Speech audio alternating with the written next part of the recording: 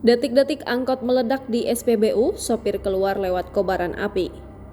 Stasiun pengisian bahan bakar umum yang berlokasi di Jalan Lingkar Selatan, Kelurahan Jaya Raksa, Kecamatan Baros, Kota Sukabumi ditutup sementara pada Rabu 1 November 2023 akibat terbakar pada pagi hari. Pantauan tribunjabar.id selain menutup SPBU dengan garis polisi, terlihat dari tim Inafis Polres Sukabumi Kota tengah melakukan olah tempat kejadian perkara.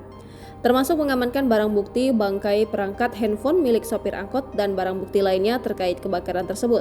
Kapolsek Baros Resor Sukabumi Kota, Kompol Heri Hermawan mengungkapkan, pasca kebakaran pihaknya pun melakukan penutupan untuk kepentingan penyelidikan dan perbaikan.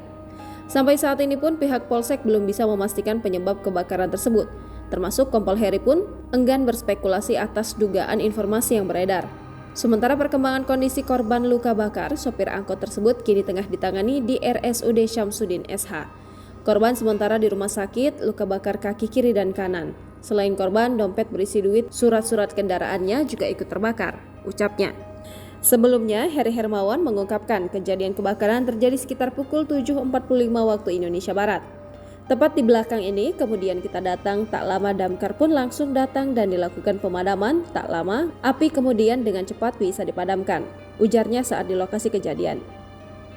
Terkait penyebab kebakaran tersebut, pihaknya saat ini masih menyelidiki dan tidak mau menduga-duga. Kita masih selidiki termasuk adanya penyelidikan dari tim Inafis, ucap Heri. Sementara itu, Kabid Damkar Satpol PP Kota Sukabumi, Ujang Rustandi mengungkapkan dalam pemadaman kebakaran tersebut pihaknya menerjunkan 4 mobil damkar. Api dapat kita padamkan sekaligus pendinginan sekitar 30 menit, ucap Ujang.